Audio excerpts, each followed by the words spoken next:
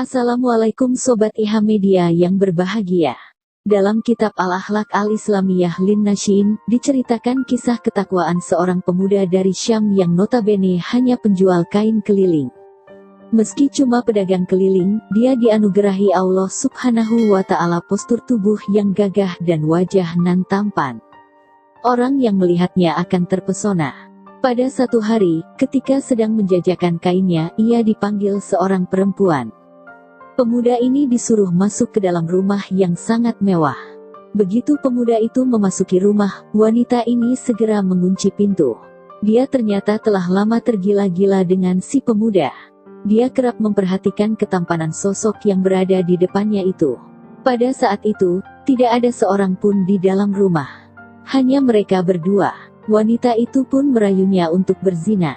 Alih-alih terbujuk, pemuda mengingatkan wanita itu akan pedihnya siksa Allah. Namun, usaha pemuda itu sia-sia. Setiap perkataan yang diucapkan si pemuda justru membuat wanita itu semakin nekat. Pemuda juga bergeming. Dia tetap saja menolak. Alhasil perempuan itu pun mengancam pemuda itu. Jika dia tidak menurut, wanita itu akan berteriak sekeras-kerasnya. Dia akan mengatakan kepada semua orang jika pemuda itu masuk ke rumah untuk memperkosanya.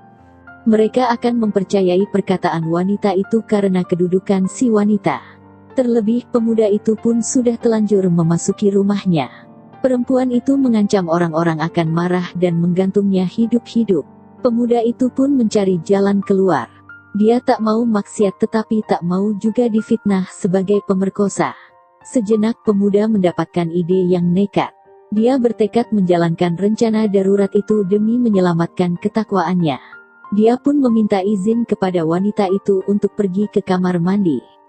Dia beralasan hendak bersih-bersih terlebih dahulu sebelum menuruti keinginan wanita tersebut. Mendengar pemuda itu takluk, dia amat gembira. Dia segera mempersilahkan pemuda ke kamar mandi. Di kamar mandi itu, pemuda tersebut bergetar karena takut akan perbuatan maksiat. Sambil menyusun kembali rencananya, dia memasrahkan diri kepada Allah. Aku tahu pasti, di antara golongan yang akan mendapatkan naungan pada hari tidak ada naungan lagi di hari kiamat adalah seorang pemuda yang diajak berzina oleh seorang wanita cantik dan berkedudukan. Lalu ia mengatakan, sungguh aku takut pada Allah. Setelah itu, pemuda itu menjalankan rencananya. Dia buang air besar dan melumuri tubuhnya dengan kotoran. Dia memenuhi rambut, muka, dada hingga tangan dengan kotoran. Dia sendiri sempat mual dan muntah. Sambil menangis, dia berkata, Ya Allah ya Rabbi, karena rasa takutku padamulah aku melakukan ini. Maka gantikanlah untukku yang lebih baik. Dia pun keluar dari kamar mandi. Begitu perempuan itu melihatnya, ia terkejut bukan main. Dia merasa jijik dan berteriak. Dia mengusir pemuda itu dan mengatainya gila. Si pemuda pun berjalan keluar sambil berlagak seperti orang gila. Begitu sampai di luar, ia segera mencari tempat yang aman.